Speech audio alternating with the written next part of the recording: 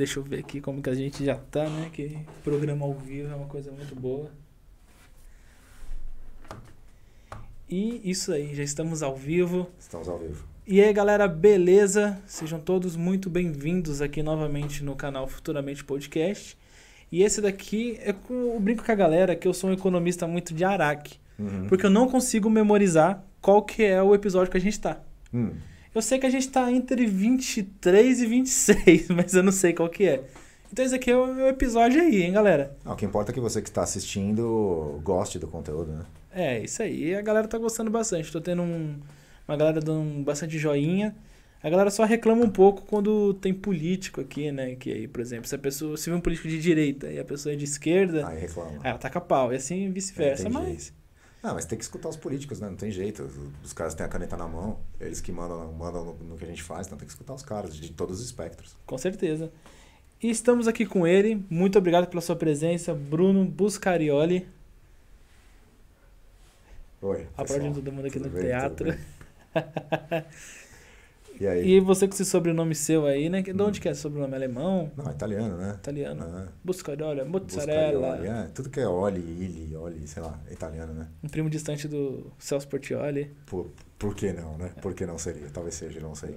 Deve ter um tio aí parecido muito...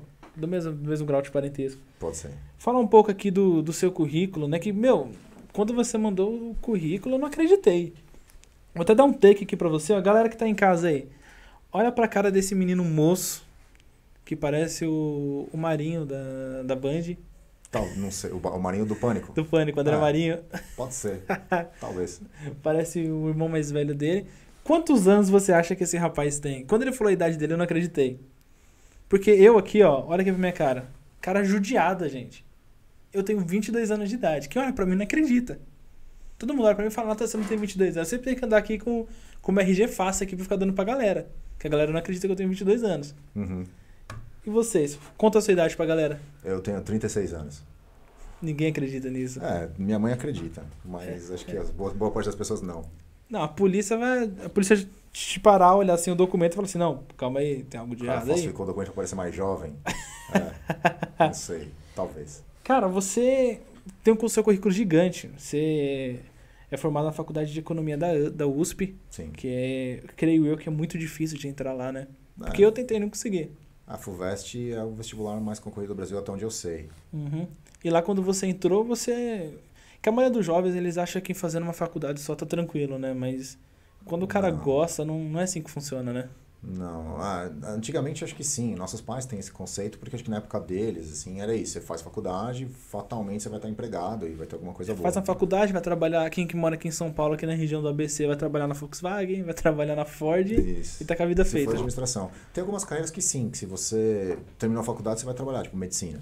Você terminou a faculdade, é meio que vai por inércia, sabe? Terminou a graduação... Você tem que fazer o estágio obrigatório e de lá mesmo você fica. Ou faz residência e já acaba trabalhando. Não é difícil para um médico arranjar emprego, né? Algumas profissões ainda são assim, mas são poucas. A grande maioria não é mais o que era na época dos nossos pais, sei lá, nos 70, 80, até 90. Que, beleza, vou fazer uma graduação, terminando essa graduação vou ter meu diploma, com meu diploma eu vou arranjar emprego e tá garantido. Não, hoje não é mais assim, não né? É mais assim. Hoje, querendo ou não, o diploma hoje não vale quase nada, né? Se for olhar no pé da letra, um diploma de bacharel. Sim. Eu tento concordar que sim. Muito mais pela característica individual da pessoa do que pelo diploma em si, né? Tem muitos caras da USP que tiram o diploma zoando, demora 10 anos para sair da faculdade e não é sei lá, um grande aluno, talvez não seja um grande profissional, mas o cara entrou. E deve ter cara de faculdades que, sei lá, que talvez não tenham tanto renome, que vão ser profissionais muito melhores, né? Eu acho que o negócio da USP, o que eu vejo, eu acho que faz sentido, é que o processo de entrada ele é muito seletivo. Então, as pessoas que entram na USP em geral, ou universidades públicas em geral, ITA, ou sei lá, Unicamp, todas as faculdades públicas são grátis, o cara se esforçou muito para entrar lá e não pagar, e fazer a faculdade de graça. Com certeza. Então, o esforço que o cara teve demonstra que ele tem algumas competências de estar disposto a abrir mão do que ele quer em curto prazo por um benefício de longo prazo. Isso é uma capacidade que é valorizada em algumas empresas, tem alguns tipos de trabalho. Então, o cara denota isso. O cara estudou no ITA, estudou sei lá, essas faculdades que mais difíceis de entrar, o cara demonstra de cara que ele esteve disposto a gastar muito mais tempo estudando para entrar. Sim, a galera tende a se entender o quê? Que fala, pô, esse cara aí se dispôs de pagar um cursinho, às vezes, né? Pagar um cursinho. Ele teve que abrir mão da festinha, do bar, da balada para estudar. 1 ano, 2 anos. Que querendo ou não, em tese a galera fala que não existe cambalacho para entrar lá dentro, né? Eu acho. Se existir, eu nunca vi nenhum sinal muito claro disso na USP, não. Se existir, é um cambalacho muito bem feito, né? Eu acho que sim. Se for, eu nunca vi ninguém que fosse, sei lá, parente de político. Não conheci nenhum parente de político lá. Eu lembro que teve uma época que estourou um negócio desse, né? Falando.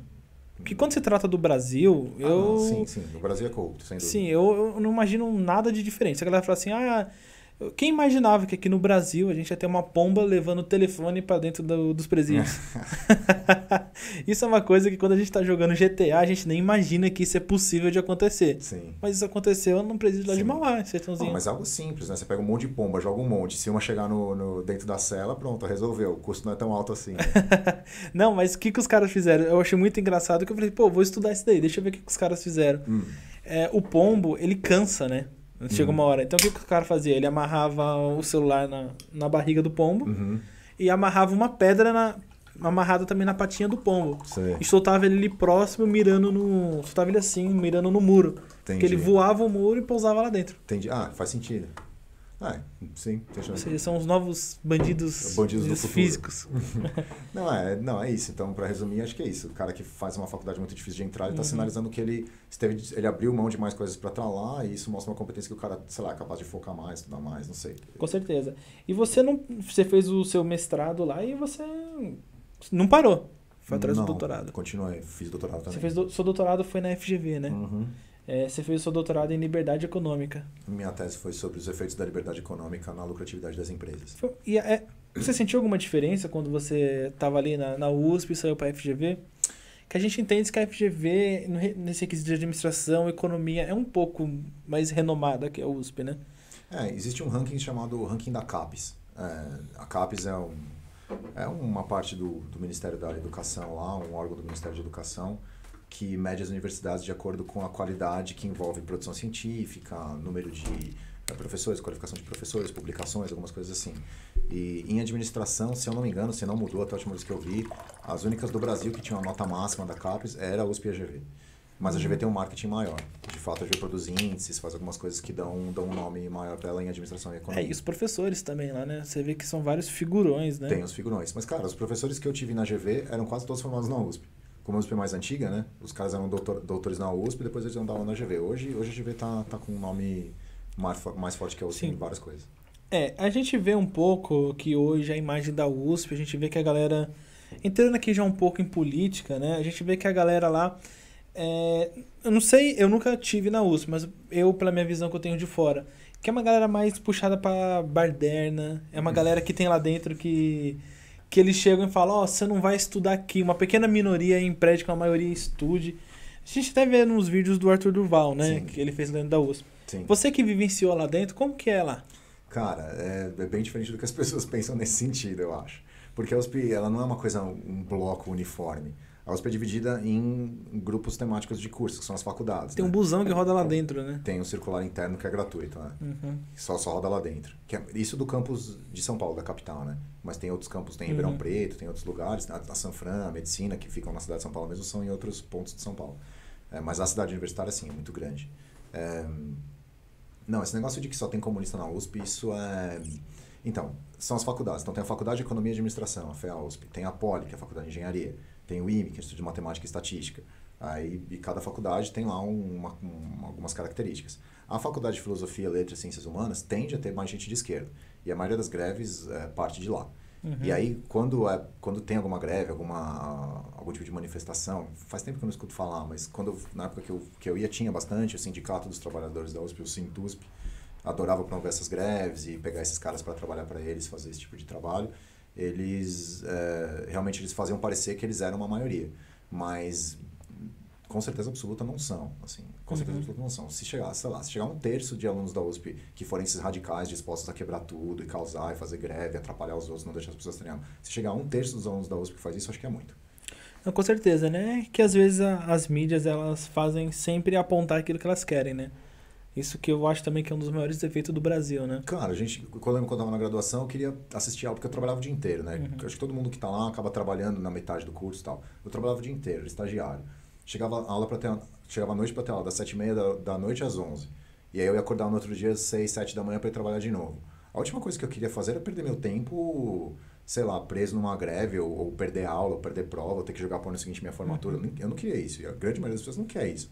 Todo mundo quer terminar o que tem que fazer, se formar e seguir a vida. É que tem aquela galera que não trabalha, fica lá em casa imaginando formas de querer mudar o mundo, né? Tem, mas é uma minoria. Uma minoria que causa, barulhenta, mas é uma minoria. Quando eles invadiram a reitoria, prenderam um monte deles lá. E é o que a mídia quer ver foto, vídeo dos caras quebrando o prédio, mas sei lá, se aquilo chegou a 200, 300 pessoas, é muito perto de, sei lá, quantos milhares de alunos tem, 30 mil alunos, sei lá. Não, sim. Você me falou aí que você também estudou fora do Brasil, né? Que eu acredito que é o sonho de 99% de quem está na faculdade, é querer fazer esse intercâmbio. E você estudou em 2 países, na França e na Argentina, né? Isso. Como que foi? Como que você decidiu falar assim, pô, quero fazer esse intercâmbio? Como que você conseguiu ele? E como que é morar na França? Vamos lá. Vamos começar pela França. Vou começar falando de como que isso é na USP, né? Isso aí. Eu sei que várias faculdades hoje têm acordos de cooperação acadêmico com faculdades no exterior. Então, aqui em São Paulo, pelo menos, as maiores, né? Eu sei que a GV tem, a PUC tem, o Mackenzie acho que tem também, e outras... Mas eles só mandam alunos lá para fora ou também trazem alunos de lá? Olha, a USP e a GV recebem bastante. Porque eu acredito que do jeito que as mídias de fora gostam de falar mal do Brasil, um pai americano deve ser meio difícil deixar o filho dele vir aqui pro Brasil. Americano não vem muito, vem mais europeu. Eu lembro de anos, quando eu ainda estava na graduação na Faculdade de Economia, que tinha 150 até 200 estudantes intercambistas estrangeiros. A vasta maioria era da Europa. Sei lá, muito francês, alemão, às vezes tinha anos que tinha português, italiano, holandês. É onde tinha mais faculdade que tinha cooperação. Eu lembro que na minha época a USP tinha acordos de cooperação acadêmica com umas 20 faculdades na França. Então, se cada faculdade mandasse 1 ou 2 alunos por semestre, só nisso já vinha 40 pessoas. Era bastante gente. A Alemanha tem bastante. Estados Unidos até tinha, mas não muito. Vinha pouco dos Estados Unidos. E a GV tem bastante também. E aí, eu desconfio que as outras faculdades hoje devem ter esses acordos aí. Então, assim, se você está na graduação, se você entrou na graduação em alguma dessas faculdades, na FEA e na GV eu tenho certeza absoluta que é assim. Mas eu desconfio que nas outras faculdades deve ser a mesma coisa. Você tem algum escritório dentro da faculdade que é responsável por intercâmbio, você tem que descobrir quais são essas faculdades que têm cooperação, ver qual que é o procedimento burocrático, se tem que se inscrever, se candidatar para as vagas que tem, e daí você participa. Na Faculdade de Economia, eles abriam todo o semestre quais eram as faculdades que tinham vagas disponíveis no exterior e você se candidatava à vaga. E aí eles tinham um processo seletivo interno baseado na sua nota dentro da faculdade para ver qual você pegava. E tinha muita na França, eu me candidatei na França e precisava de um certificado de proficiência de idiomas, mas isso era específico da Faculdade de Economia. Eu sei que a Poli, por exemplo, não pedia. Na engenharia, se você quisesse morar na França, você não precisava falar francês. Na FEA, para você ir para a França, você precisava falar francês. Mas lá as aulas eram em francês ou inglês? Tinha as duas coisas. Eu peguei meio a meio. A faculdade que eu fui tinha os dois. Que eu acredito que uma pessoa fazer intercâmbio, ela tem que pelo menos saber falar o inglês, né? Porque senão você vai ficar vendo a pessoa fazendo mímica. Sim. Não, aqui na Europa, a maioria das escolas mais avançadas já dão o curso inteiro em inglês. Então, na Holanda, na Suécia, na Alemanha, você vai lá e os caras já têm o curso de graduação deles, metade ou mais da metade de tudo em inglês. Que é para os caras se integrarem na União Europeia, né? Se integrarem no mundo. Então, é bem comum você nem precisar falar a língua. Meu irmão, por exemplo, fez o intercâmbio na Holanda e não aprendeu holandês. Ele tinha todas as aulas em inglês. Os outros intercambistas todos falavam inglês, os holandeses falam inglês muito bem. Ele se virou lá um semestre sem precisar falar uma palavra de holandês. Lá na Holanda também o pessoal de humanas deve adorar ir pra lá, né? Deve ser o intercâmbio preferido pra quem estuda letras. O pessoal de humanas deve adorar ir pra lá. Você que tá falando, eu não quero fazer inimizades, mas acho que é assim. Vitor, e como que foi na Argentina? Como que você foi parar nos nossos queridos hermanos? Então, na época, quando eu estava na USP, tinha um acordo de cooperação entre a USP e a Universidade de Buenos Aires. A Universidade de Buenos Aires, que ironicamente já teve ganhadores de Nobel no começo do século XX, foi uma universidade muito boa. Hoje é extremamente decadente, é tipo uma USP depois de um apocalipse zumbi, assim. Tipo, caiu uma bomba atômica na cidade, o que sobrou? A Universidade de Buenos Aires, assim. Prédio muito bonito, mas bem quebrado, gasto, assim. E eles tiveram lá, acho que eles tiveram 1 ou 2 professores da faculdade que ganharam Nobel, que no Brasil a gente não tem nenhum ganhador de Nobel, nunca teve na história, eles tiveram. A Argentina teve 5 ganhadores de Nobel. E dois Com deles... um currículo desse seu aqui, tá no caminho, hein? Ih, tá muito longe, cara. Tem a menor chance. E a Universidade de Buenos Aires era, não sei, era legal, eu gostava, mas era bem socado, bem jogado, assim. Ninguém era jubilado, tinha 30 mil alunos, tinha cara que fazia uma matéria por semestre. A Argentina é um lugar bem decadente, assim. Mas você conseguiu conhecer bastante pessoas lá? Ah, sim. Os argentinos são simpáticos, eles são meio malas, mas se você ficar amigo dos caras, eles são normais, assim. Os hermanos, meus queridos hermanos. E também você me contou aqui que você lançou 4 livros, né? Uhum. Cara, como que foi? Como que foi isso? Você falou assim, pô, quero lançar um livro. Foi tipo isso. Foi... Quando eu tava no mestrado, né? Eu vi que quase todos os livros que a gente usava eram livros em inglês. Especialmente os de econometria, de temas técnicos. No Brasil, eu lembro que tinha 1 ou 2 livros só de econometria em português. E aí eu estava assistindo uma matéria do curso de economia, que era a Econometria 2, que é de séries temporais. E eu vi que a gente só usava literatura em inglês e não estava nada compilado. Era tudo meio que jogado. Um capítulo de um livro aqui, um capítulo de um livro ali. E a professora montava meio que um curso dela. Aí eu fui assistindo as aulas, vendo todas as aulas dela, gravando tudo, porque era o que eu ia usar na minha tese no mestrado. O método quantitativo era o que eu ia precisar. Então, eu fui juntando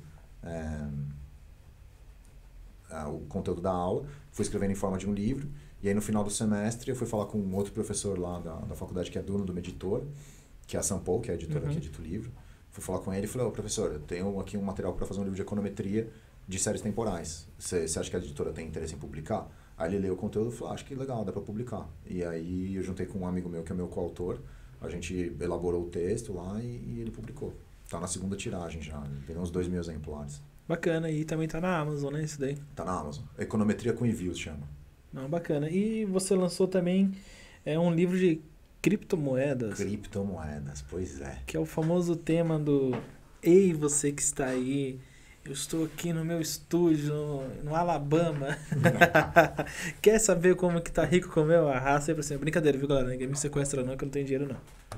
Não, mas exatamente isso, né? Criptomoedas virou... Talvez ganhe-se mais dinheiro vendendo curso de criptomoedas do que com criptomoedas de fato. Não, sim, uma coisa que... Vou falar uma coisa pra você que sei lá, eu não gosto muito de tomar à frente, dar a minha opinião. Porque eu acredito que quando você dá a sua opinião, você toma tapa de tudo que é lado, né? Mas sempre é bom dar de vez em quando a sua opinião. Eu convidei várias pessoas que fazem curso, que estão vendendo curso. Não vou citar nomes pra não ser grosseiro. Não sei. Ninguém quis vir. Caramba, por que os caras não responderam o e-mail. Porque eu acredito que, sei lá, o cara quando... Que nem, por exemplo, vou usar o nome de uma plataforma como, por exemplo, vamos imaginar que é a Hotmart. Uhum. É uma plataforma que vende cursos. Acho que é a maior, né? Que tem. Deve ser a maior do mundo. Ninguém pega esses caras. Eu tô aqui, vamos supor que eu tenho investido nas ações, eu tenho 3% por mês de rendimento, de rentabilidade na minha carteira. Uhum. Que é uma rentabilidade boa. Não, 3% ao mês é excelente. Excelente, né? Tem gente aí que investe milhões em imóveis para ganhar 0,5% ao mês, você está ganhando 3%. Não, 3% ao mês consistente, você é gênio, você vai bater recorde. Não, com certeza. Virou um diretor de um fundo, estoura.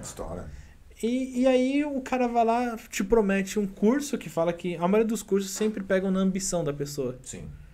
Porque hoje em dia você olha um cara com uma Ferrari e fala, porra, quero ter uma Ferrari também, mano.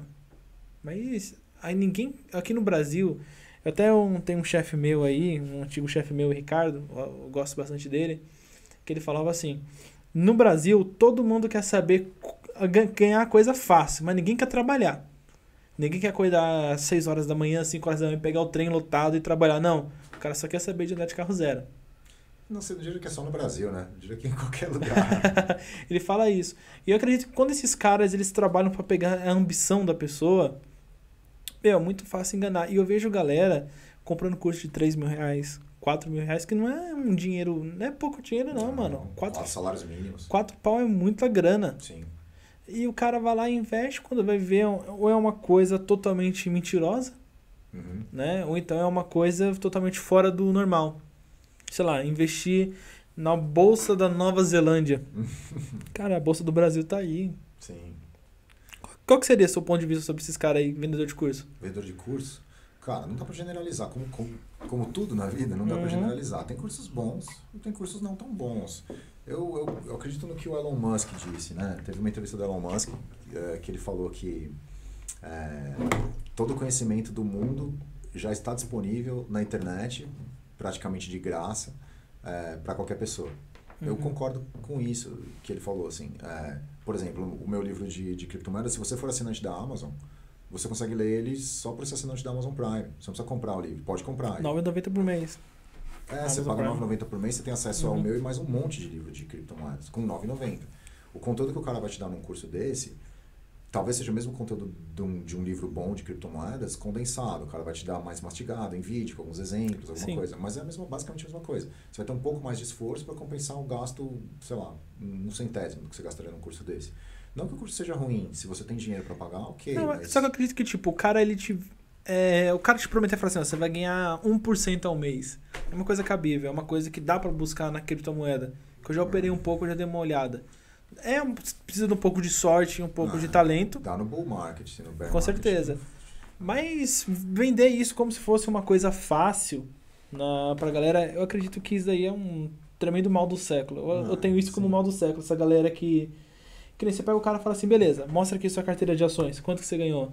Ah, ganhei X. Mostra aqui o seu Hotmart. 4X. Fala, que porra é essa? Como você está ganhando 4 vezes mais vendendo curso do que realmente com a sua rentabilidade? Sim. Sim, isso acontece. Não, cara, o que eu vou dizer? Teria que ver o curso especificamente que o cara oferece, né? Ver reviews por aí. O que existe de melhor no mundo hoje são os reviews, né? Os comentários sobre algum produto. Você vê um livro lá, tem 5 estrelas, tem 4 estrelas. Normalmente aqueles comentários refletem a realidade, né? A grande maioria dos casos os comentários refletem a realidade. Então, se o cara tá vendendo o curso, já vende o curso há muito tempo, quem fez o curso diz que é bom. Beleza. Existem cursos bons, existem esses cursos aí. Como qualquer coisa. Tem faculdade boa, tem faculdade ruim, tem carro bom, tem carro ruim. É isso. Você tem que ver especificamente o que você está fazendo. E esse livro seu de cripto que você lançou, como que você falou assim, pô, esse mercado esse ouro do século XXI, né? Que a galera tá falando, que é muito disso. Como que você chegou nisso e que eu acredito que para ter lançado esse livro você deve ter adquirido muito conhecimento. Eu escrevi esse livro com um amigo meu, meu coautor. Se você olhar o livro na Amazon, você vai ver o nome do cara, é o André. E é um cara extremamente inteligente, extremamente curioso. Eu lembro que é um amigo meu, eu fiquei alguns meses sem conversar com ele, e quando eu fui conversar com ele, o cara já estava sabendo tudo de criptomoedas, já estava comprando, vendendo, fazendo tudo. Eu ainda na época não comprava, e aí ele começou a me explicar, falou, não, mas aqui o esquema de blockchain, que é uma criptografia que vai em cima uma da outra, não tem como quebrar, e com isso você consegue criar um ativo escasso, porque não tem como ser roubado, não pode ser replicado, então a emissão dele já está controlada pelo algoritmo. Ele me explicou toda a história, eu falei, pô, realmente a ideia é boa, né? E na época ainda, sei lá, acho que ainda estava $10 mil ou menos, quando a gente escreveu o livro, menos, sei lá, por aí. E aí eu vi a oportunidade, já tinha feito o livro de econometria e já tinha feito um outro livro que está aí, que é o Tudo que você precisa saber para entender finanças e economia, chama assim o livro. Que foi o que eu fiz com meus amigos. O nome é muito sugestivo.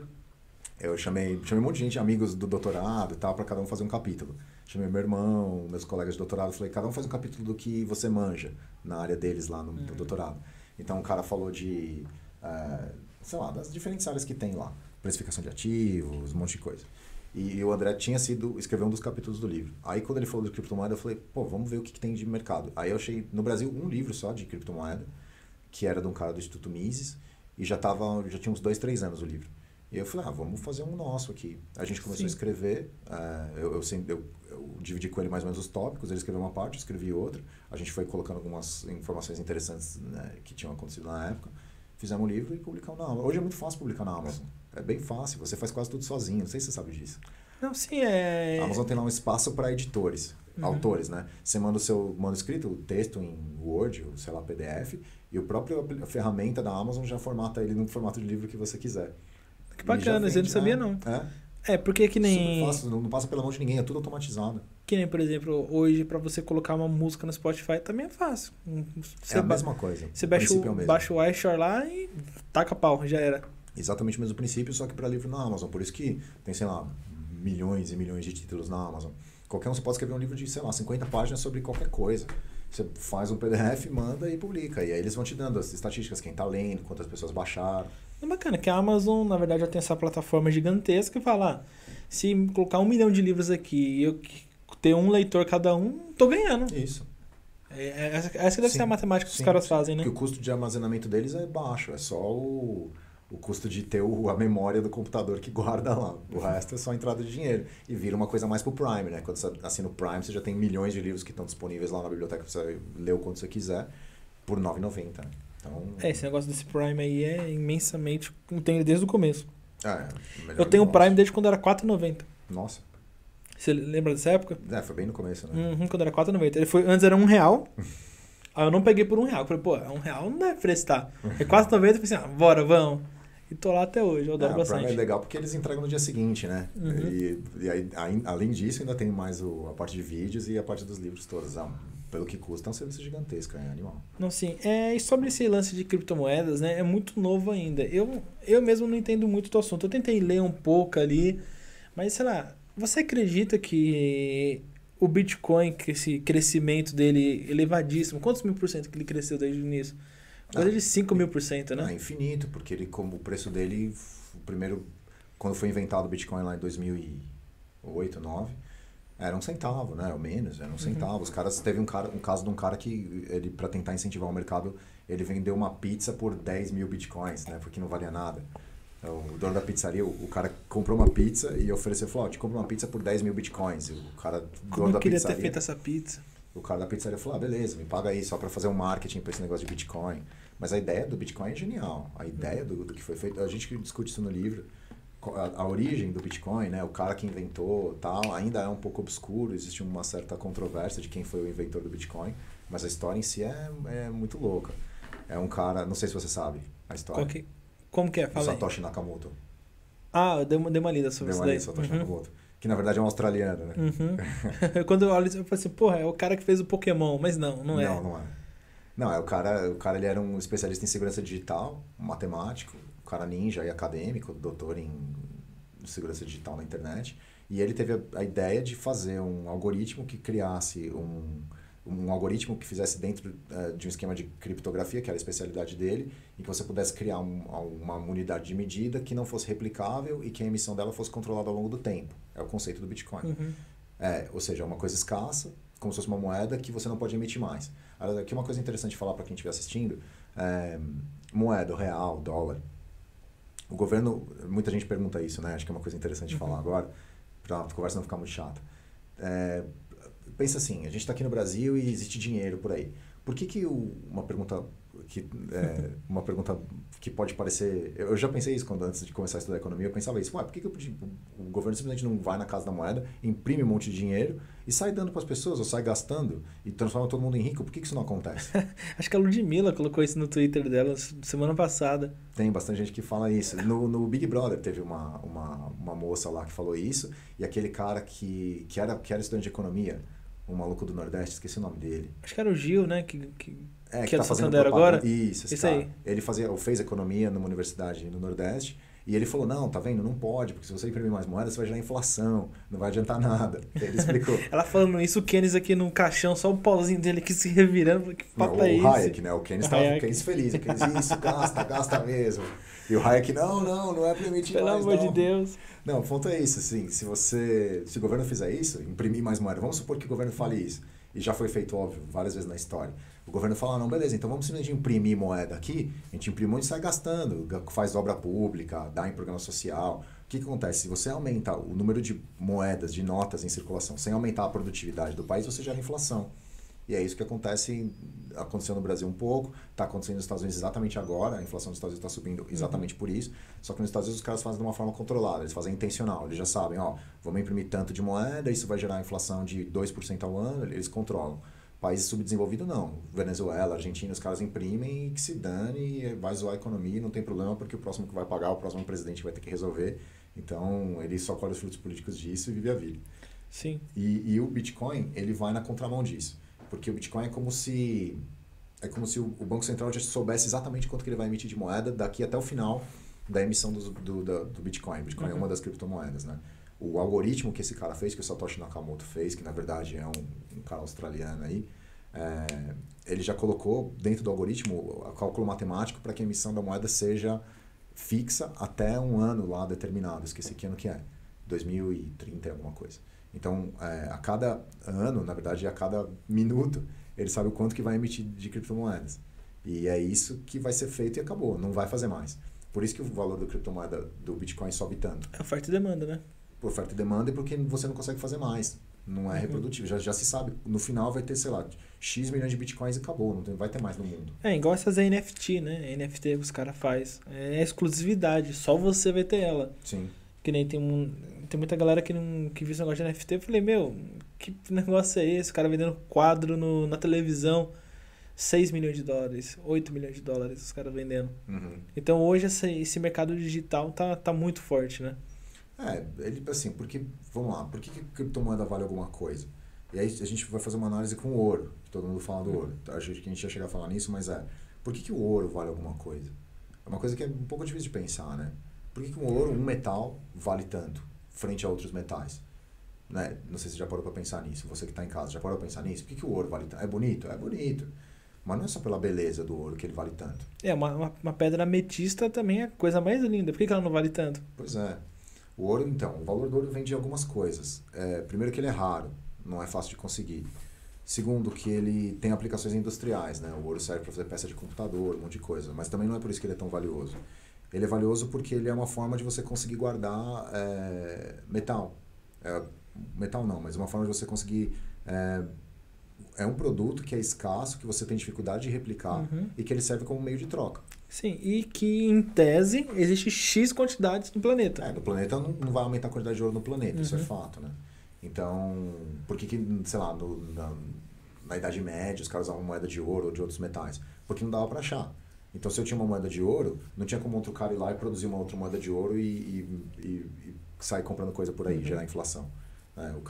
Aquela moeda de ouro ela não replicável, muito difícil de ser replicada, porque tinha que achar mais ouro por aí, era difícil. E a criptomoeda segue essa mesma lógica. Pelo menos o Bitcoin, as principais criptomoedas, é isso, eles não podem emitir mais. Aquele valor que está emitido é o que vai ter até o final lá do prazo que foi estabelecido pelo cálculo matemático e acabou. Isso dá uma escassez, dá uma facilidade de reserva de valor, e é disso é isso que explica o valor que o Bitcoin tem. Ele é fácil de transacionar, não ocupa espaço como o ouro, você não precisa ter um cofre para guardar criptomoeda, é tudo digital. É uma coisa que eu até pergunto isso muito, porque esse negócio não sai da minha cabeça. Quando você compra, por exemplo, vou até fazer uma propaganda aqui de grátis pros caras. Essa água de coco aqui, o Coco do Vale.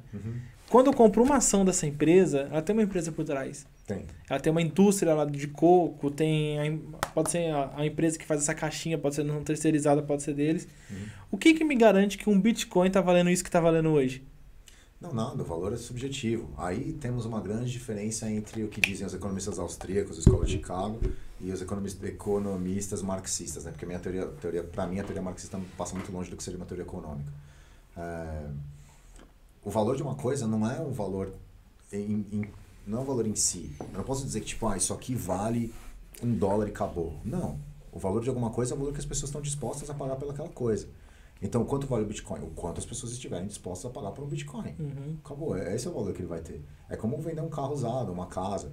Quanto que vale uma casa? Não sei. É o quanto tiver o máximo valor que você estiver disposto a pagar por alguma coisa. Então, a casa vale 1 milhão? Não sei. Tem alguém disposto a dar 1 milhão? Tem. Então, ela vale 1 milhão. Se o máximo que alguém está disposto a dar é 800 mil, ela vale 800 mil. Acabou. É isso. Esse é o valor. Oscila com o tempo, tem outras coisas que influenciam, mas é isso. Uma coisa que eu não consigo entender é mais ou menos isso. Que eu vejo que o gráfico dele está estourando lá em cima, né? Só que, por exemplo, quando você compra uma ação de uma empresa, a garantia do valor é a empresa. É o faturamento dessa empresa. Só que o Bitcoin acaba crescendo. E você fala, isso aqui pode desmoronar de uma hora para outra. Pode. Então imagina um cara que ele dorme com 1 bilhão de reais em Bitcoin e ele acorda com 1 milhão. Pode. Não é muito provável, mas pode acontecer. Teve gente que já teve quase isso com as empresas do Eike Batista, né? Mas acordou com 18 milhões, acordou só com 500 mil. Mas não foi de um dia pro outro, né? Foi gradual. Uma semaninha. Assim. Mas se o cara dormiu muito ali, tomou no rabo. Então, mas aí também, né? O Eike Batista metido com a Lava Jato, o cara foi preso.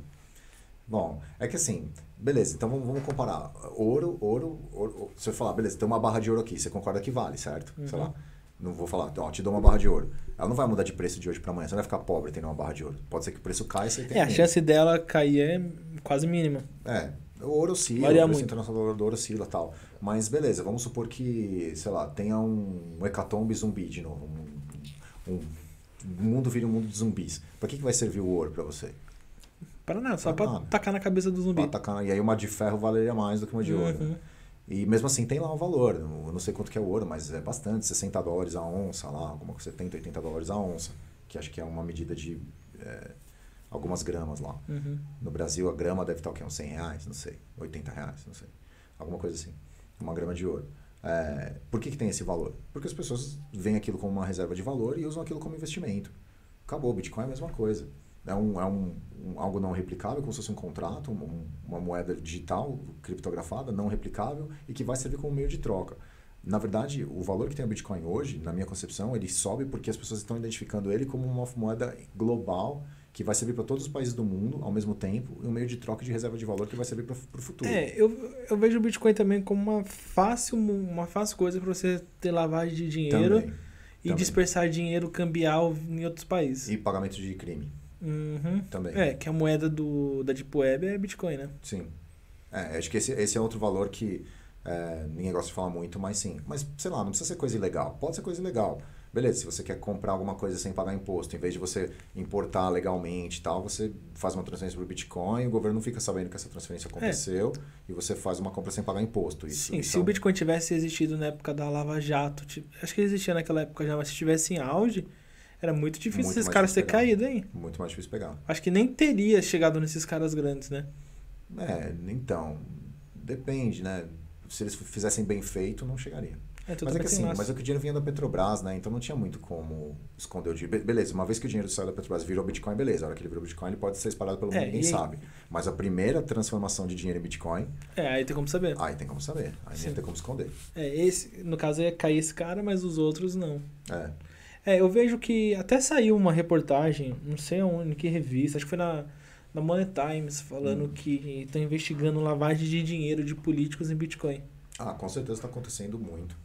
É que os políticos mais velhos, eles não vão entender isso direito, né? Mas os filhos deles entendem. Mas os filhos deles, os contadores, os advogados deles entendem.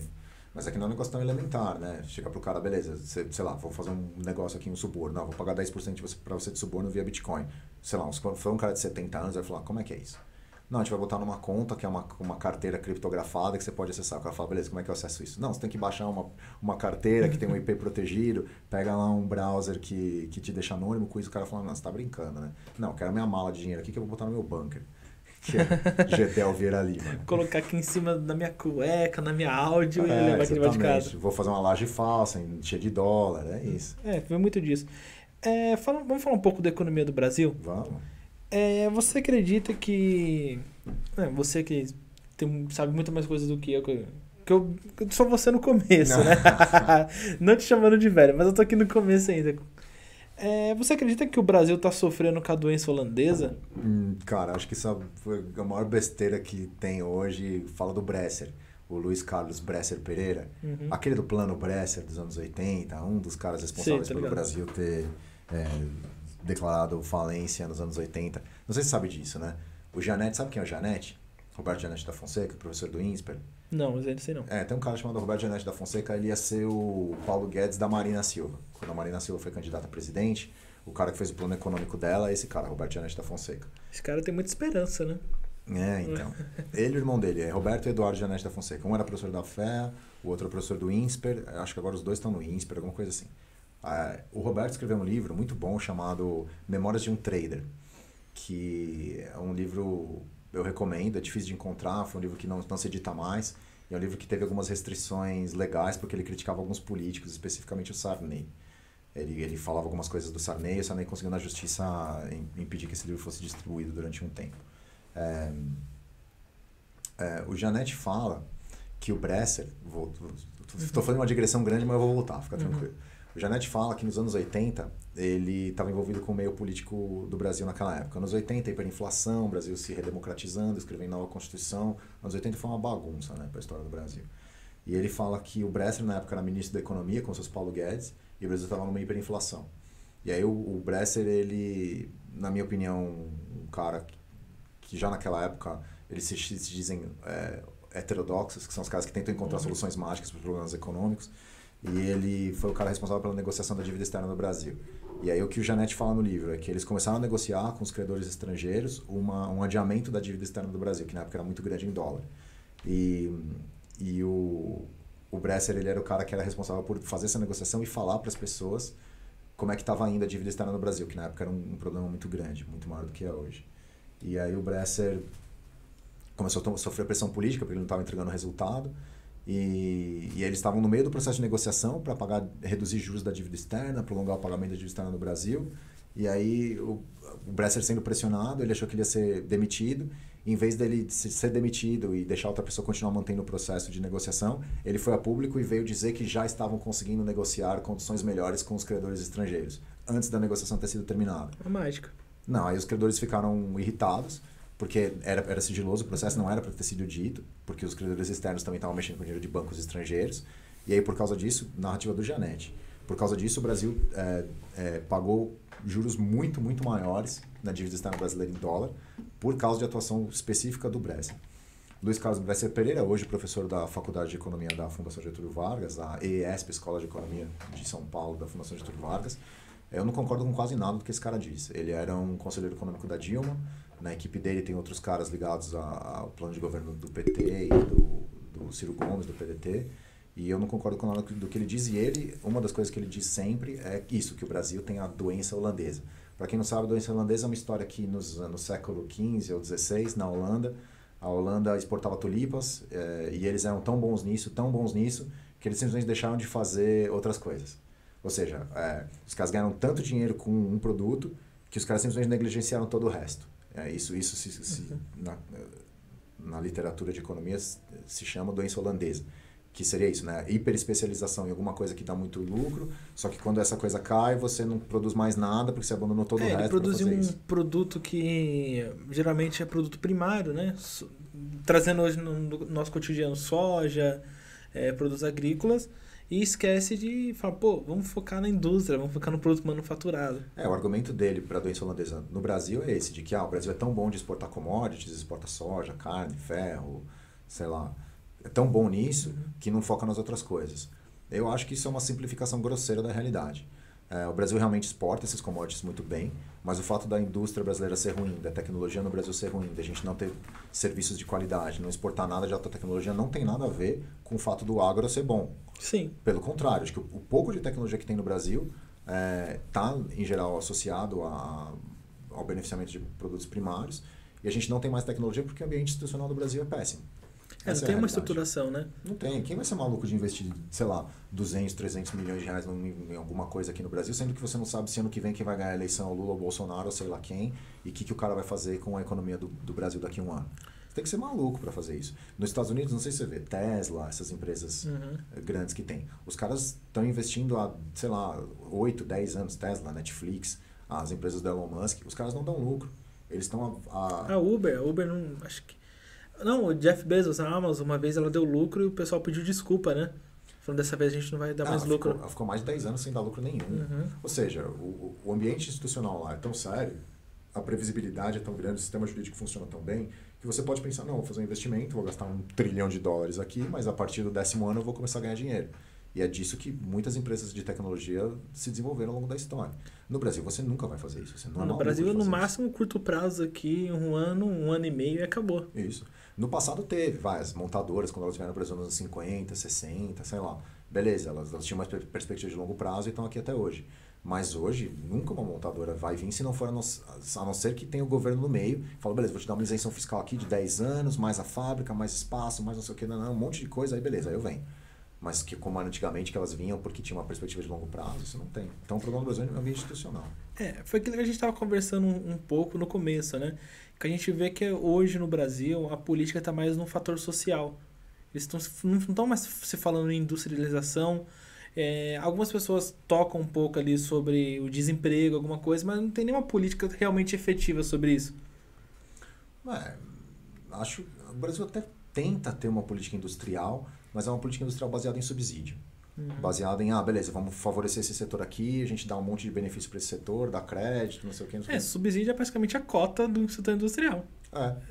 Tapar pegar um buraco ali, você vai encher ele ali de galho, de folha e falar, ó, fica aí, fica tranquilo. Subsídio é assim, você está obrigando todo mundo que não é daquele setor a pagar para aquele setor. É isso.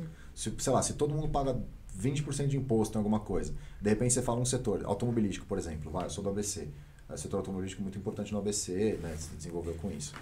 E você fala, o setor automobilístico no Brasil emprega, sei lá, 1 milhão de pessoas. Não podemos perder esses 1 milhão de empregos no Brasil. Então a gente vai ter que fazer alguma coisa para manter esses empregos. Em vez dos caras falarem, beleza, então vamos simplificar a forma como se cobra tributos. Que no Brasil é o pior país em termos de complicação tributária. É o país mais complicado para pagar impostos no mundo, isso é sabido, aparece em todos os rankings e tal. Vamos melhorar o sistema jurídico do Brasil. Ou fica do jeito que está, que cada juiz dá uma decisão diferente, vai para o Supremo decide o que quer, você compra medidas provisórias, como é o caso da Operação Zelotes, uma das que o Lula está respondendo até hoje, que ele supostamente vendia medidas provisórias, essa acusação do Ministério Público. Existe todo esse ambiente institucional. Tem a parte trabalhista, a justiça trabalhista, que é extremamente prejudicial para as empresas. Sindicatos, a oscilação tributária, né? O fato de que o governo não gasta mais do que arrecada o tempo inteiro, gera dívida, taxa de juros. Você junta tudo isso, é um pesadelo para um cara que quer construir alguma coisa. Não, a regra CLT também, né? Todos aqueles... Tá, pro trabalhador é bom, mas você pensa pro empresário que tem 100 mil funcionários, não dá para aguentar, cara. Não, é maluquice, é um negócio de louco. Aí você coloca tudo isso na conta, simplesmente não vale a pena. E aí o problema não é tanto a indústria. Então aí beleza, como é hoje, como acontece hoje? Vai um setor, seja, sei lá, eletrodomésticos, petróleo, automobilístico, setores que empregam muita gente, eles vão pro governo e fazem um lobby, vão lá, contratam um cara que vai pros políticos e fala, eu emprego 500 mil pessoas, eu preciso manter esses caras. Aí eles contratam um estudo, contratam alguma faculdade para fazer um estudo mostrando que o setor é importante, e fazem propaganda na televisão e falam, temos que subsidiar esse setor. Então imagina assim, todo mundo paga 20%, mas o setor de automobilístico a gente cobra 10%, porque a gente precisa manter os empregos desse setor. Então, na verdade, é como se você estivesse aumentando os impostos dos outros. Se você tira imposto de um setor, você naturalmente é a mesma coisa que você aumentar o dos outros, se você pretende manter o mesmo nível de gastos. E é isso que a gente faz no Brasil. Só que aí quem tem esses benefícios tributários são os setores que têm mais lobby no governo, que conseguem eleger mais deputados, que têm mais acesso aos deputados. E o Brasil é isso. Basicamente é uma troca de favores, né? Sim. Até que eu estava conversando no podcast de ontem, que vem até um aluno seu aqui, que um menino de gente fina, que ele tava conversando aqui com ele. Eu falei pra ele, assim, hoje esse negócio do Brasil no requisito de imposto, por que uma pessoa quer doar dinheiro para um candidato? Cara, isso para um empresário, qual que é a função do empresário? É lucro, ele quer lucro. Para eu te dar essa água de coco aqui, você tem que me dar alguma coisa em troca. Por que uma pessoa vai doar um dinheiro para um político sem nada em troca? Eu vou responder, mas antes de eu responder, eu quero beber mais alguma coisa aí. O que você quer? Não sei, o que tem aí? Vamos lá, ó. Vamos lá. Você tá a fim de ficar doidão? Como que é? Não sei, eu vim dirigindo, então não posso beber alcoólico. Não alcoólico tem a famosa coca coquinha com café. Que mais tem? Coquinha com café, tem água tônica, né? Que é pra combinar com gin. Tem algum tipo de suco aí? Tem sim, deixa eu olhar aqui, ó. Cadê o suquito? Cara, tem... Deixa eu ver aqui. Tem esse daqui que é a especiaria da casa. Já tomou esse? Você divide comigo? É muito grande só Pode pra ser. mim. Então beleza, você divide comigo, a gente tá. Vem. Monster! Atenção, Monster. Patrocina nós. Vou abrir aqui, ó. Perto do microfone pra fazer aquele barulhinho pra quem tá escutando.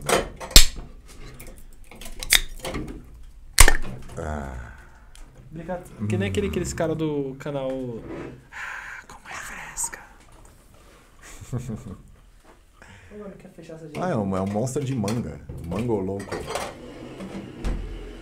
Os caras tem um cartoloco, a gente tem um manga louco. Aqui na minha exclusiva caneca, futuramente. Cara, essas canecas, eu tô com um projeto bacana. É gostoso? Eu nunca tomei esse. Pô, gostei. Parece suco de manga misturado com Red Bull. É bom que é basicamente o que é, né? É bom que nem dá pra voltar dirigindo, né? Você volta andando, que nem os Flintstones. Correndo. Você fura o chão do carro aqui e vai só pedalando. Pô, bacana, eu gostei também. E tem um gostinho cítrico. Parece tipo um Schweppes, mais ou menos. Vamos lá. Não, vamos lá. Até, depois disso aqui, eu até esqueci o que a gente tava falando aqui. Daqui a pouco já pinga um uísque aí dentro. Não, mas realmente, o Brasil hoje, a galera sempre os políticos, eles sempre procuram um atalho. Ninguém nunca quer resolver o problema. Sempre tapa ali com band-aid, mas não quer saber como cicatrizar esse machucado, né? Então, sim. Sim, é porque assim, a sua pergunta foi, por que um cara vai dar dinheiro para um político? Assim. Excelente pergunta. Eu não sei, não tem como eu dizer isso com certeza, mas se eu tivesse que apostar, eu diria que 80, 90% das contribuições para políticos são com intenções diretamente monetárias, né? Com certeza. Uma parcela muito grande dos caras. Isso inclusive, tem um artigo do Grossman e Helpman, que são dois professores aí dos Estados Unidos, que eles chamavam isso de Protection for Sale. O nome do artigo é Protection for Sale, ou seja, os políticos protegem setores ou dão benefícios para setores de acordo com o que eles recebem de doações para a campanha, né? Por isso que é a proteção à venda. Eles vendem a proteção para o setor. Então, ou seja, você subsidia o seu setor. A sua empresa me subsidia, o seu setor inteiro me dá dinheiro para a minha campanha. Quando eu estiver lá dentro, eu vou fazer uma lei que beneficie o seu setor. Então, eu estou vendendo a proteção para você via Congresso. Isso com certeza acontece, fato. Então, com certeza, a maior parte das doações de campanha são para obter algum benefício direto. Mas, assim, o fato de não ter mais doação corporativa e a doação ter que ser pessoa física já começou a mudar um pouco isso. Sim. Hoje, no Brasil, para você doar para um político, uma campanha política, você só pode doar 10% do que você declarou de renda no ano anterior. Por exemplo, então, se, sei lá, em 2020, vai ter eleição em 2022, né? Se em 2021 a soma de todas as minhas rendas deu R$100 mil, eu só posso doar numa campanha política no ano de 2022, eu posso doar em dinheiro para qualquer candidato, quaisquer candidatos que seja, até R$10 mil, que é 10% da minha renda. Com isso já limitou bastante. E o nome do doador aparece na campanha do cara que usou o dinheiro. Então, se eu doar para um político X, quando ele prestar contas, vai aparecer o meu CPF como doador da campanha do cara. Isso já começa a complicar, porque você começa a ver quem são os caras que estão dando. Então, se o Marcelo Odebrecht der, se o cara da OAS der, se, sei lá... Você já fala, o que está acontecendo? Por que o Marcelo Odebrecht deu 10 milhões para a campanha desse cara? É isso. E pode ou não pode? Se o cara der mais do que os 10%, ele tem que pagar uma multa. Ele não vai preso, mas ele paga uma multa, começa a ficar caro. Então, isso já começa a restringir um pouquinho essa festa do dinheiro. Então é isso, né? Por mais que o cara ganhe muito dinheiro, ele só pode doar 10% e o nome dele fica lá claro. Então você sabe quem é o cara que deu e se você, pela doação dele, você sabe quanto foi a renda dele. Então isso pro cara já começa a ficar meio, não quero mais aparecer. Que antigamente o que a política fazia? Um grupo de empresários pegava um candidato, falava, sei lá, vou usar números fictícios aqui, pegava 10 empresários, falava, vamos dar 1 milhão cada um, 10 milhões, a gente faz um deputado federal. Com CNPJ. Eles doavam via CNPJ. Aí Hoje não pode mais. Cada um dava um ali, pegava o cara, fazia um deputado, aí falava, agora você vai defender nossos interesses. Exatamente isso. Você tá aí dentro, mas foi eu que te coloquei. Exatamente isso. Essa é a conversa dos caras. Isso tende a mudar agora um pouco com essa questão da doação pessoa física e com a limitação do quanto pode. Imagina, as construtoras, que o lucro delas era, sei lá, bilionário, o quanto elas podiam doar para as campanhas era muito dinheiro. E aí isso foi a raiz, né, da Lava Jato, desses grandes escândalos de corrupção, era doação para partido, para os partidos. Eles recebiam as pessoas e os partidos. Hoje fica mais difícil, tem que ser só a pessoa. Mas eu tenho certeza que tem um número grande de doadores que são caras que realmente doam porque eles acreditam numa pauta. Eu não acho que isso seja muito absurdo, eu acho que isso tende a crescer no mundo, no Brasil e no mundo como um todo. Por exemplo, o João Moedo. O João Moedo é um milionário, o cara que trabalhou em banco a vida inteira. O patrimônio declarado dele, se eu não me engano... 580 milhões. 580 milhões de reais. Ele pode fazer uma campanha presidencial milionária com o próprio dinheiro. O Henrique Meirelles fez isso. Candidato à presidência na última eleição, ele gastou do bolso dele lá, sei lá quantos milhões, gastou muito dinheiro do bolso dele. Vamos supor que o João Moedo resolva apoiar um outro candidato, sei lá, Danilo Gentili, por exemplo. Vivem juntos lá, fazendo tweet juntos. Vamos supor que ele queira apoiar o Danilo Gentili. Ele vê lá qual que é a renda dele e tal, quanto que ele pode dar, ele doa pro cara. Eu não acho que o João Moedo doaria pra campanha do Danilo Gentili esperando ter alguma coisa em troca. Não acho que o Henrique Meirelles doaria pra uma campanha esperando ter alguma coisa direta em troca. Acho que eles doariam porque eles realmente acreditam. E tem muitos... Existe um negócio chamado Renova BR, já ouviu falar do Renova BR? Já. Renova BR é isso.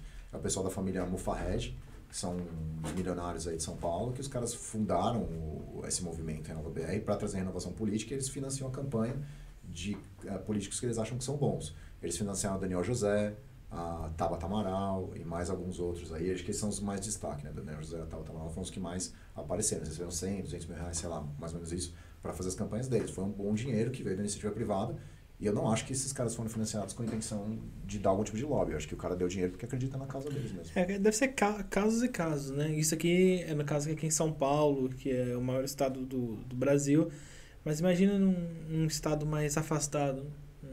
Geralmente que tem muito casos no Amazonas, Amazônia, Maranhão da vida. Então, mas aí são doações que não são legalizadas, né? Aí são doações ilegais. Sim, eu não vou ser aqui inocente de achar que tudo que se gasta em eleição é dinheiro legal. Óbvio que não, né? Com certeza tem muito caso aí pelo Brasil afora de caras que gastaram fortunas com eleição, comprando voto, sem ser registrando. Mas esses caras tendem a ser... Eles têm um ponto fraco, né? Quando o cara se elege gastando muito dinheiro comprando voto, ele acaba ficando refém desse sistema de compra de voto. Porque se ele não aumentar a compra de votos ao longo do tempo, ele para de ser eleito. Vai aparecer outro cara comprando. E o cara que vende voto, ele vai se vender pro cara que der mais coisa para ele. E às vezes o cara pega o dinheiro e nem vota. Eu já vi vários casos, não posso ficar aqui falando detalhes, mas já vi vários casos de caras que pegavam dinheiro e falavam, vou pegar mesmo e não vou votar nesse cara, vou votar em quem eu quero, eu nem vou votar. O cara pegava dinheiro de candidato e no dia da eleição ia beber. Não, nessa eleição mesmo que eu fui votar agora, não vou falar onde que eu voto, né, senão tô na roça. Pode dar problema. Mas na escola que eu fui votar, antes de entrar, tinha um rapaz, um morenão alto, que na verdade ele tava pique apostador mesmo. Sabe quando o cara coloca a nota entre os dedos assim? Cara, não tô zoando, eu juro, cara. Pode cair um raio na minha cabeça aqui agora se eu estiver mentindo. Ele tava com as notinhas de 100 assim, segurando. Aí o cara olhou pra mim, vai nele aqui que vai mudar essa mão aqui. Eu falei, não, tô tranquilo. O cara tava dando 100 por cada voto. Eu vi lá onde, perto do meu colégio eleitoral, eu vi um cara que ele veio com várias notas de dinheiro e ele descobriu que tinha caras dando dinheiro em pontos diferentes da rua. Tinha um cara numa quadra, um cara em outra, ele passou em um, pegou, aí ele saiu do colégio eleitoral, passou na outra rua, pegou e foi pegando dinheiro em todos os caras que estavam dando. Esse cara se pegar vai tomar uma surra. Esses caras dificilmente vão ser pegos, esses caras estão... Não. É complicado. E é isso, então tem que trocar as pessoas, né? Mas assim, aí uma coisa que eu vi hoje na fila, eu tava numa farmácia hoje, e aí tava esperando na fila pra ir pro caixa, e escutei a pessoa na minha frente conversando com uma outra pessoa que tava junto, e a pessoa falou assim, eu vou votar nele mesmo, pode roubar à vontade que eu não quero nem saber, eu e a minha família inteira vamos votar nele pra sempre. E eu fiquei na dúvida, de quem será que ela tá falando, né? Porque esse discurso agora já tá valendo pra qualquer extremo, né? Eu tava na dúvida se ela tava falando de presidente, de quem que era. Mas é isso. No final ela tava falando do Lula, né? A mulher era petista. E ela falou que ela ia votar no Lula porque, mesmo que roube, não me importa, eu vou votar nele, mesmo que roube, porque todos roubam, é o argumento dela. Se eu tivesse lá, eu também roubaria. Ou seja, a pessoa reflete os valores morais dela, né? A pessoa fala, se eu tivesse no poder, eu também roubaria, então se o cara tá roubando, pra mim tá bom. É o candidato ser corrupto porque as pessoas são corruptas. Porque a galera troca o voto por gás, conta de água, conta de luz. Se não trocasse, o corrupto não ia ganhar. Não ganharia, sim. Essa é basta a questão. Você como um estudioso da área de economia, finanças, qual que é a sua opinião sobre o nosso querido amigo Paulo Guedes? Cara, o Paulo Guedes pra mim foi uma gigantesca decepção. Gigantesca decepção. Ele estudou economia em Chicago, ele foi aluno do Friedman. Ele sabe o que tinha que ser feito. E eu acredito que ele moralmente sabe, ele não é um bobão que tá lá sem saber nada, tipo o Guido Mantega, que foi lá pra falar groselha e... Um bananão. Um bananão. Tipo o Guido Mantega. O papel do Guido Mantega era falar groselha que o PT queria que ele dissesse. Mesmo ele sabendo que era a maior mentira do mundo, ele ia falar, não, a economia irá crescer em 2014, tipo, a economia -4, né? A economia irá crescer. Ou seja, ele era praticamente um porta-voz de uma política econômica falida. O Paulo Guedes, eu imaginava que ele fosse ter mais autonomia. Se ele tivesse autonomia, talvez ele fosse entregar mais resultados. Mas esse papo que ele fala, semana que vem vamos apresentar o plano de privatização. Passa uma semana, não, mês que vem a gente vai apresentar. E aí já falou isso várias vezes, não, é Correios, não é mais Correios. É sei lá qual empresa. E ele foi falando isso. Chegou um ponto, acho que no final de 2019 já estava fazendo papel de bobo. O cara fala uma coisa, é desautorizado. Fala uma coisa, é desautorizado. Então, assim, o discurso do Paulo Guedes é muito bom. Na prática, ele não faz nada de diferente de outros caras péssimos que estiveram no governo. Basicamente ele está sendo político, né? Se for desse ponto de vista. Está prometendo, não está cumprindo. Mas um político em geral, supõe que o cara vai fazer uma coisa ridícula, tipo, Arthur Lira. O cara se presta a um papel absurdo, mas ele ganha alguma coisa em troca. O Arthur Lira está se livrando da cadeia. Né? Ele está lá na presidência da Câmara, está blindado, e o negócio do cara é mudar as leis para aliviar para os políticos que cometeram crimes, e claramente é isso que está acontecendo agora. Eles, inclusive, estavam pautando hoje uma mudança na lei de de improbidade, se eu não me engano. Ah, essa daí mesmo. Lei de improbidade. Então os caras estavam hoje tentando melar a lei de improbidade para facilitar para eles e corruptos amigos deles. Beleza, isso eu entendo. O cara tá perseguindo alguma coisa privada. O Paulo Guedes não, pô. O Paulo Guedes foi dono de banco, ele é milionário, ele não precisa mais de dinheiro. O máximo que ele poderia tirar de dinheiro no setor público não seria relevante porque ele já tem de fortuna. Eu imagino que ele chegou num ponto em que ele virou uma questão de orgulho. Eu não sei, não conheço o Paulo Guedes, não sei se é isso. Eu acredito que nem, por exemplo, até mesmo o João Amoedo, do meu ponto de vista, é um cara que tem 600 milhões de patrimônio declarado. Sim. Né? Fora o que deve ter por fora, é que todo mundo sempre tem algumas cabeças de gado por fora. É. Mas, meu, o que um cara desse quer saber com o presidente da república? Eu acredito que o Amoedo, especificamente, eu acredito que é por valores morais. Eu não vejo outra motivação para um cara com essa grana. Pô, ele poderia comprar uma mansão em Mônaco e morar com a família inteira dele lá. Cara, compra uma ilha e inicia uma civilização do zero, cara. Facilmente. Ele pode fazer o que ele quiser com esse dinheiro. Não, tem ilha lá, tem uma ilha gigante. Esse é meus hobbies. Eu tenho 2 hobbies. Ficar olhando o manual da transparência. Isso é bom, hein? Fico olhando tudo que ali. Então, por exemplo, do município de onde eu moro, Mauá, eu consigo trocar ideia com o cara que compra as coisas lá tranquilo. Eu falo, meu, por que você comprou mais caro esse aparelho odontológico do que da outra vez? Porque eu decoro as coisas, isso eu adoro. O que o cara fala? Não, eu não peguei ele ainda, eu chamei ele pra vir aqui no podcast. Esse cara aí tá na roça quando vir aqui. Bota o cara com um capuz preto e um negócio pra distorcer a voz dele, porque senão o cara sai daqui já o jurado de morte. Então, aí eu adoro fazer isso. E vendo essas coisas que nem preço de ilha. Quanto custa uma ilha? Tem que a tamanho? venda no Brasil? Tem a venda no Brasil. Sério? Hoje, com 5 milhões de reais, você consegue comprar uma ilha pequena no Brasil. E aonde? Onde que tem? Qual estado? Tem, Bahia. Na Bahia tem? Na Bahia tem. 5 milhões de reais você compra uma ilha na Bahia. Mas pra ter alguma coisa na ilha não tem nada, você tem que construir? Não tem nada. Mas você pode construir ou vão falar que então, você você não pode pode construir, mas você pode construir só no meio dela, no centro. E para você construir na borda dela, você tem que ter um certificado lá ambiental. E quando você compra uma ilha, você tem que, de acordo com o valor que você pagou, você paga, acho que é 1% anual pro meio de preservação. Pra preservação. Entendi. E se tiver alguma espécie lá, as ilhas não são vendidas. Quem tem uma ilha gigante na Angra dos Reis, que até tem um empresário americano que queria comprar ela, mas não vendeu porque lá era ninhada de tartaruga. Ah, entendi.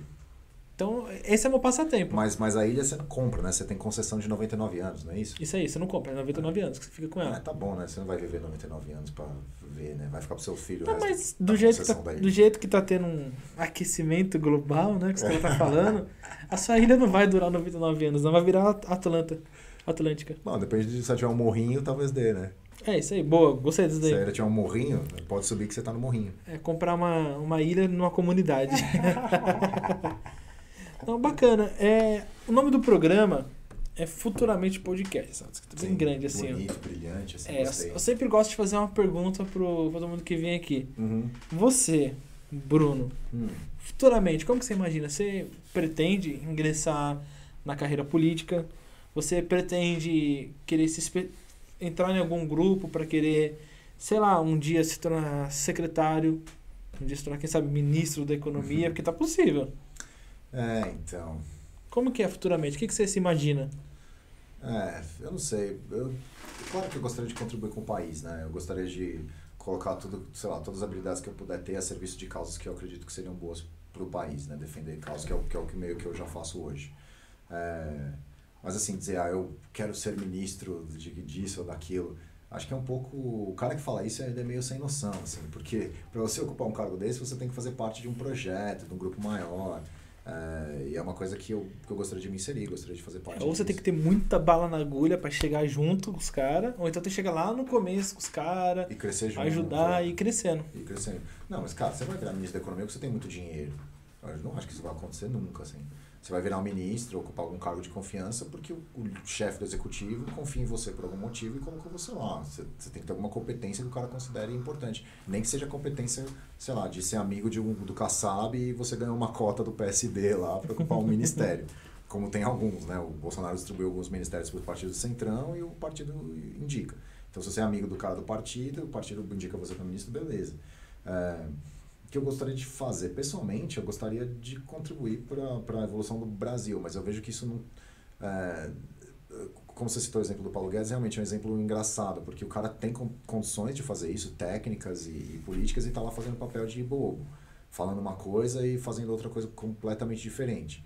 E ele não sai do governo, que para mim é ridículo, porque já saiu o Paulo Ebel, o Salim Matar e vários outros caras importantes do Ministério da Economia que eram liberais. Saíram quando viram que o governo Bolsonaro não era sério, não fazia nada do que estava dizendo que ia fazer. E o Paulo Guedes continua lá fazendo papel de bobo, fingindo que está fazendo alguma coisa e não está fazendo nada. Para fazer isso eu prefiro ficar longe da política.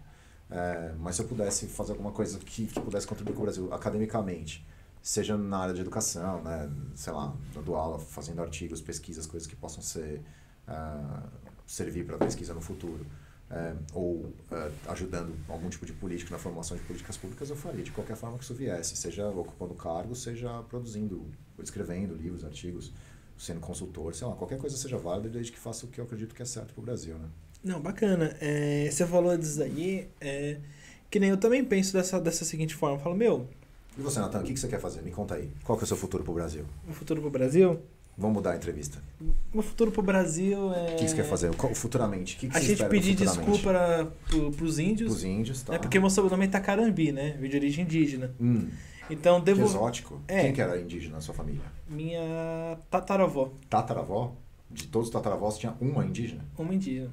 Então, a minha família, ela conta uma história muito interessante. Tem muitos índios em Mauá, é verdade? Tem bastante índios em Mauá. Eu tenho uma cicatriz aqui de uma flechada Você que eu tomou, tomei. caramba.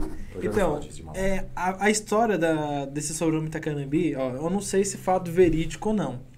Mas é o que minhas tias contam. Lá na Bahia, onde tudo se originou, lá na Bahia, tinha um fazendeiro lá, que ele estava andando um certo dia pela sua fazenda, e aí ele viu uma indiazinha pequenininha, coisa de 11 anos de idade. Atenção, galera, não é crime, tá? Calma aí. Era calma 1532. Isso aí é muito tempo atrás. Princesa Isabel ainda tava brincando de boneca. E aí ele olhou para aquela índia e se apaixonou pela indiazinha de 11 anos de idade. Ele era português. Português. E o que ele fez? Ele pegou essa indiazinha, sequestrou ela e colocou dentro de uma jaula e criou ela como se fosse um bicho e esperou ela crescer pra querer se casar com ela. Um esquema meio maníaco do parque, assim. Não, porque naquela época os portugueses, eles tinham muito isso do cristianismo neles. De prender pessoas e esperar crescer pra casar com certeza, elas, né? mas provavelmente eu acho que... Cristo ensinou isso. Cristo falou, prenda as pessoas e guarde elas até ficar na idade reprodutiva. Então, o que ele tinha na cabeça dele que eu acho? É praticar o sexo após o casamento. Com certeza deveria ter isso, né? É um português consciente, né? Consciente. Então o que aconteceu? Ele pegou ela, colocou dentro de uma jaula e um fato interessante é que ela fugiu da jaula. Então não era uma jaula de tão grande qualidade assim. Não, né? minha tia falou que ela roeu os pau. Caramba, devia ter dentes muito bons. E aí? Sim, aí roeu os pau, saiu, aí ele foi atrás, laçou ela, colocou ela de volta. Caramba, hein? E se casou com ela. E aí... Consensual, claro, né? E aí a tribo que ela pertencia era os Itacarambi. Aí por isso que surgiu esse nome. Claro que às vezes a minha tia pode ter, sei lá... E essa índia era sua tataravó? Ou essa índia era sua tataravó? O nome dela era Úrsula. Não me parece um nome muito indígena, mas... mas foi o português que colocou nela. Ah, entendi. Então, daí que vem o sobrenome Itacarambi, porque a tribo dela era Itacarambi, eu acho que na hora que o bispo lá foi casar eles, ela colocou. Entendi. E daí vem essa linhagem aí, mas é indígena. Entendi. Tanto que tem uma cidade chamada Itacarambi. Ah, imagino. E o que significa na língua indígena? Cara, eu não sei. Deve ser tipo o lugar onde a água escorre na pedra azul. Pode ser, ou na pedra... Sabe que Ita em Tupi é pedra, né? Por isso tem tanta coisa que é Ita. Itacoaquecetuba, Itápolis, é tudo pedra alguma coisa. Então, aí tem a cidade de Itacarambi, em Minas, né? Que onde teve o primeiro furacão no Brasil foi em Itacarambi. Olha só que coincidência incrível. Entendeu? Então, claramente aí já temos forças sobrenaturais. Só que uma coisa que eu tô esperando, que você falou que você deseja ajudar bastante as pessoas, né? Tem uma cidade na Bahia que se chama Brejos do Itacarambi. Só pra você ter ideia dessa cidade de Brejos do Itacarambi, só tem parente meu lá. Mas ela é uma cidadezinha que não tem prefeitura. Ela pertence a Tabocas do Brejo Velho. Tá. Então, Tabocas é a prefeitura deles. E eles estão começando a crescer lá. Então, acho que até eu ter uns 50 anos de idade, eu vou virar prefeito do Brejinhos dos Itacarambi. Fica em alguma parte da Bahia? Onde fica isso? Cara, fica perto de Bom Jesus da Lapa, lá pro fundo. Tipo, perto de Goiás, assim? Não, mais pra lá. Mais pra lá onde? Mais pro sul da Bahia, lá pra frente. Lá perto de Minas. Ou seja, basicamente... Se você quiser aceitar aí, já tá pré-convidado. Eu sou seu vice-prefeito? Não. Eu quero um secretário. Ah, secretário de Finanças, secretário de Finanças. Claro. Claro que perfeito. vai ter muita mudança. Tá aceito. Cabeça de gado pra você conseguir ver a coisa certa. Não, beleza, a gente vai distribuir dentadura, prótese. Vamos comprar uns votos lá pra ganhar. Então, uma coisa que eu achei muito engraçado lá é que nem eu tava lá na casa da minha tia Uhum. e lá não tinha mercado essas coisas. A minha tia falou assim, Natan, vai comprar uma carne lá pra gente fazer um churrasco, alguma coisa. Eu falei, beleza. Cara, se você tinha que ver como que era o açougue, cara. Era uma mesa, a mesa era uma madeira podre, assim. O cara cortava lá na hora. Que mesmo, pô, sem refrigerar nem nada. Não, sem nada. O boi tava aqui tremendo aqui ainda, ele vral no bicho. Matava o boi na sua frente. Na sua frente. Bom, Então, pelo menos era fresquinho, né? com certeza. Então cara, foi uma pegada... eu tenho família na Bahia, né? Eu tenho um tio que mora em Ilhéus. Ele era daqui e foi trabalhar lá e nunca mais voltou. E uma vez eu fui visitar ele em Ilhéus. E ele me levou no mercado de Ilhéus lá e ele falou, você já viu como é o mercado de um lugar? Eu falei, não sei lá, né? Não sei, vamos lá. Aí ele me mostrou o mercado e era isso, era uma vaca cortada no meio. E era isso, né? Não tem refrigeração nenhuma. Você falou, eu quero essa parte, cara. Ela corta essa parte. Eu quero essa parte, corta essa parte. No final do dia já tá meio que preta a carne, né? Já vai estragando ao longo do dia, faz um calor absurdo. Com certeza. Lá. No final a do dia carne já vem assada. Preta, o cara já, tipo, beleza, vende por quase nada, assim, o que sobrar da vaca, ele vende lá e acabou. Você viu aquela feira na China, aquele vídeo que circulou? De vários bichos do rato no negocinho. No espeto, Eu tomara que não é daquele jeito, mas... Eu tinha visto isso no Marrocos, isso que eu vi na Bahia, eu tinha visto no Marrocos. E no Marrocos eu tinha achado muito estranho. Uma vaca cortada no meio, assim, com os órgãos, tudo. Você, quero rim, quero essa parte, tal. Na Filipinas isso é comum, eu tava vendo.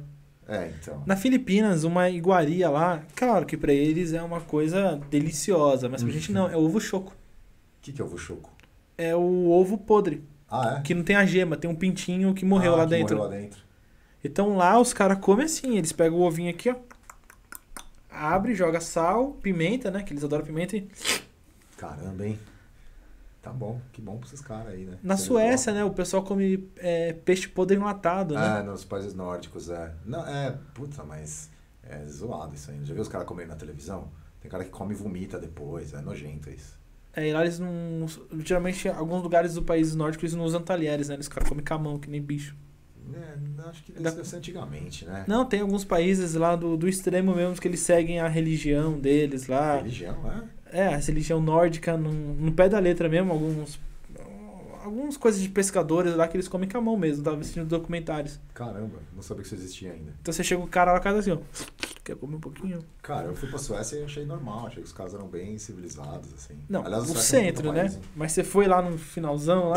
Não, fui só nos Itacarambi da Suécia, você foi lá? Não, onde tinha renda, não, fui só nas cidades normais e me pareceu bem normal, bem civilizado. Bruno, bate-papo muito bacana. Cara, de novo, muito obrigado pela sua presença. Imagina, o desprazer é todo meu. Quer deixar suas redes sociais aí pra galera? Sim, Bruno.busca é o Instagram. E se eu colocar Bruno Buscarioli no YouTube, eu tenho um canal no YouTube que tem basicamente o mesmo conteúdo. Vou deixar o link aqui embaixo. Pode pôr o link e é isso aí. Estamos aí pro que... Bruno Busca, do Buscapé? Do Buscarioli. Um dos criadores do Buscapé. Queria eu ser o criador do Buscapé. Esse cara deve estar rico. Esse cara tá risco demais. Beleza, galera? E muito obrigado aí pra quem assistiu esse vídeo até o final. Sigo aí. Futuramente. O melhor podcast da Vila Liviero de São Paulo.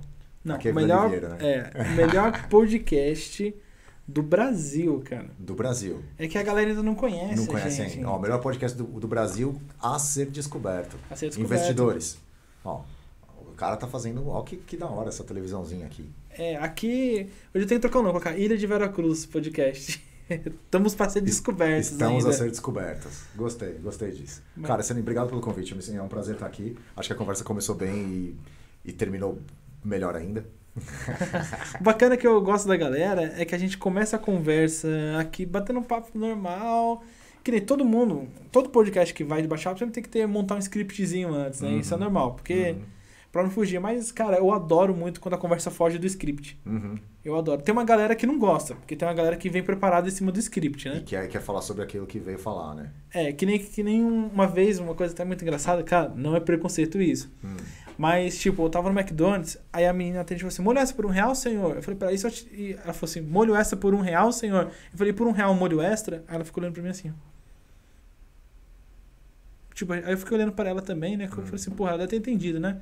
Ela olhou assim, senhor, molho essa por R$1? Eu falei, não, molho essa por R$1? Aí ela ficou olhando pra mim assim. Por que você repetiu o que eu disse? Aí ela, não. Aí eu olhei assim pra ela, não, eu quero. Ela, o quê? Eu falei, não, molho extra por R$1. Ela, não, moço, mas molho extra por R$1. Aí a gente ficou aqui toda hora que olhando pro outro. Ela tava com a minha namorada do meu lado, ela aqui também. Uma coisa muito aleatória. Então, toda vez Essa frase foi aleatória, não entendi muito a colocação no contexto, mas Cara, fico feliz que você gostou de falar disso. É o whisky, cara. É o whisky, né? É o whisky monster. Fechou, galera? Brigadão aí, tamo junto.